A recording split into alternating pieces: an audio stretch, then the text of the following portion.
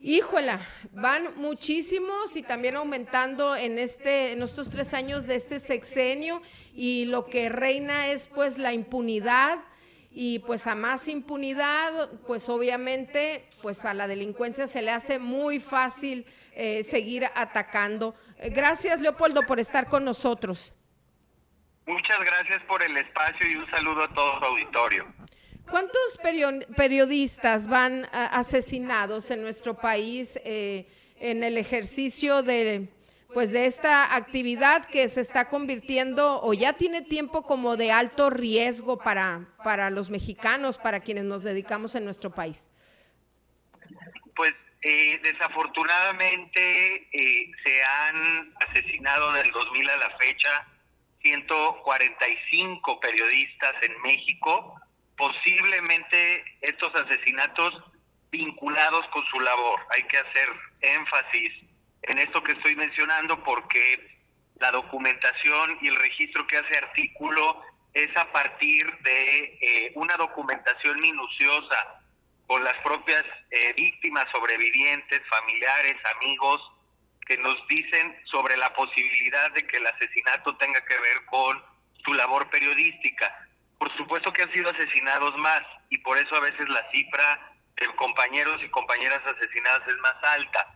Y no es que queramos invisibilizarlo, simplemente queremos registrar cuando hay esa posibilidad de que el asesinato tenga como motivación la propia labor periodística de la víctima. Es muchísima gente, coloca al México como uno de los países más letales en el índice del Comité para la Protección de Periodistas, que tiene su sede en Nueva York. México, de hecho, es el país ya más letal para la prensa, por encima de otras naciones que están incluso en guerra, y eso pues nos plantea un panorama nada halagüeño hacia el futuro, dado que tenemos un 98% de impunidad en los delitos contra la prensa. Leopoldo, fíjate que ahorita que comentas esto me llama la atención.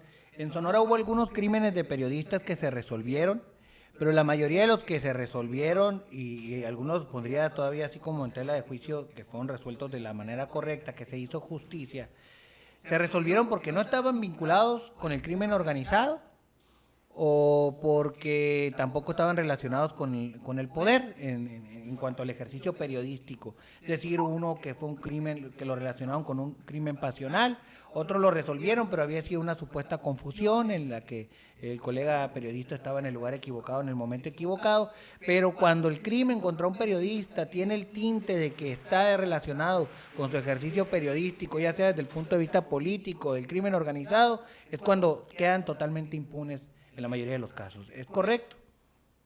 Así es, Daniel. Desafortunadamente es una práctica probada y recurrente de las fiscalías, sobre todo a nivel estatal, que se ponen en entredicho las hipótesis o las líneas de investigación que tienen que ver con el ejercicio físico. Es decir, desde el principio se pone en tela de duda, cuando incluso no han pasado ni 2 horas, hemos visto comunicados de autoridades, por ejemplo en otros estados como Veracruz, donde inmediatamente se desmarca o se deslinda la labor periodística como posible motivación, cuando sabemos que particularmente ahora Sonora, de manera desafortunada, está teniendo un alto índice de asesinato de periodistas también como parte de la violencia generalizada y justo también como parte de la operación de grupos criminales, muchas veces en contubernio con actores políticos. Entonces, siempre es incómodo para la fiscalía, para las fiscalías, profundizar o admitir de entrada que hay ese posible vínculo entre libertad de expresión y porque les genera mucha responsabilidad hacia la sociedad, esclarecer los hechos y dar con todos los autores y partícipes del crimen. Lo más fácil es hablar de crimen pasional, sí, o de mal momento, mal lugar, así o cualquier otra cosa. Claro. Leopoldo, de todos estos asesinados, ¿cuál es el resultado de cuánto se ha dicho, ocurrió, pasó esto? ¿Hay carpetas de investigación sobre todo estos hechos? las hay, pero aquí vinculo con lo que acabo de mencionar, que es, no siempre se tiene la voluntad para avanzar en esclarecer completamente los hechos, pero tampoco la capacidad. Ese es otro elemento importante.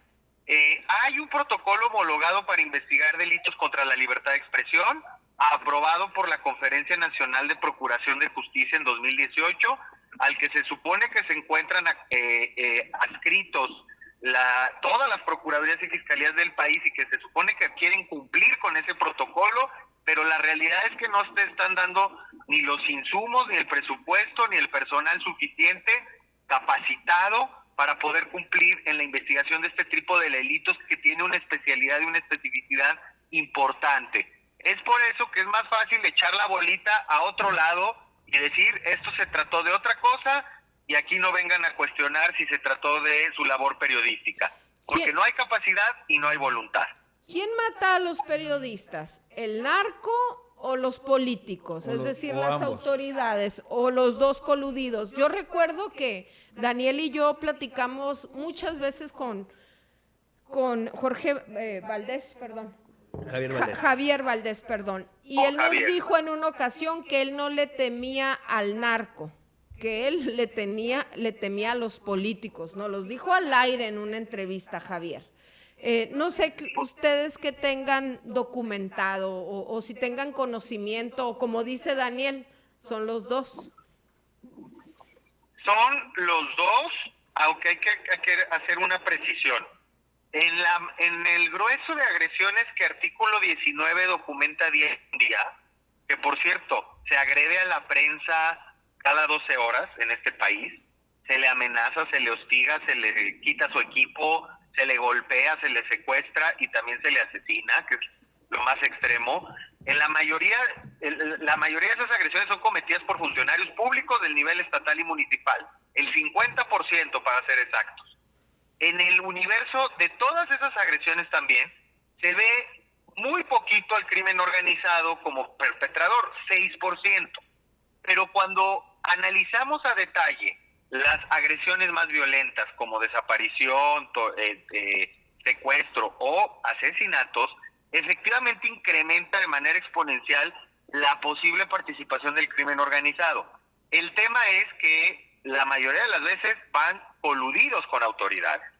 Sería ingenuo pensar, o es incorrecto, mejor dicho, pensar que o la comete una autoridad o la comete el crimen en un país donde sabemos, y ustedes lo saben mejor que nadie como periodistas y como observadores de lo público, pues que hay colusión y que hay complicidades. Entonces, sí sabemos que el perpetrador directo al que se le menciona en primer término casi siempre es el crimen organizado en los asesinatos, pero muchas veces cuando rascamos un poquito se habla del vínculo de estos con los políticos locales.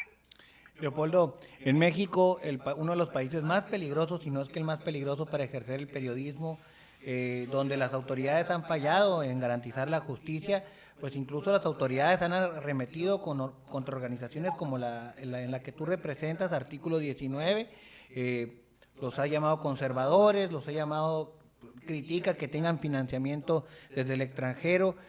¿Qué podemos esperar los periodistas si el Estado no nos defiende y si las instituciones que nos están tratando de visibilizar la problemática que vivimos, pues son atacadas desde el propio Estado? ¿Qué expectativa tenemos de garantías de seguridad para ejercer nuestra profesión? Pues lamentablemente, Daniel, sí pinta un panorama nada halagüeño el hecho de que el presidente de la República y muchos actores políticos que han asumido esa postura intolerante y estigmatizante hacia la crítica, pues simple y sencillamente estén más preocupados por qué se dice de ellos que por proteger a los mensajeros. Aquí lo que se debería de buscar es que desde el poder político y más desde esta alta jefatura del Estado mexicano haya un discurso de reconocimiento a la labor y al aporte del periodismo a la democracia. Y eso no está sucediendo lo contrario. Entonces, sí es lamentable, pero nos queda claro que hay actores dentro del propio gobierno y dentro de los gobiernos en general que quieren asumir un compromiso para avanzar en la agenda de protección a la prensa. Sí, pues el hecho de que el presidente diga eso, el jefe de estos funcionarios diga eso, no abona, no ayuda, pero sabemos que hay gente comprometida que dentro de por ejemplo, de la Subsecretaría de Gobernación que encabeza Alejandro Encinas, quieren avanzar en la mejora permanente del mecanismo de protección. Lo mismo en la Fiscalía General de la República, sabemos que al fiscal general Gertz Manero no le gusta que la prensa lo critique, pero tiene una Fiscalía de Libertad de Expresión especializada que tiene muchas deficiencias, pero que poco a poco va avanzando en algunos aspectos y que hay que fortalecer, y lo están haciendo a pesar de sus jefes. Entonces, yo creo que hay que poner luz y hay que apoyar a estos funcionarios que quieren avanzar en la protección de la prensa en este país que efectivamente, Daniel, encabeza la lista de países más letales contra el periodismo. Híjola, qué bárbaro. Y pues, ¿cuánto tiempo tenemos hablando de este tema y la cosa no mejora, empeora, ¿no, Leopoldo? Empeora y empeora ahora. Ya de por sí teníamos toda esta espiral de violencia que se desató con la llamada guerra contra el narcotráfico, y tenemos ahora un discurso descalificatorio, estigmatizante, adversarial con la prensa, que si bien no es la causa directa de todas las agresiones, mucho menos de los asesinatos, pues genera un ambiente de hostilidad permisiva, un efecto cascada, y eso es lo que nos preocupa, es el nuevo elemento que se suma a lo que ya se venía denunciando desde hace pues prácticamente 2 décadas de espiral de violencia contra la prensa. Bueno, pues excelente, gracias por hablarnos de este tema, y pues tenemos que estarlo recordando, visibilizando. Gracias al director regional de Artículo 19, Oficina para México y Centroamérica, Leopoldo Maldonado, por atendernos y platicar con nosotros.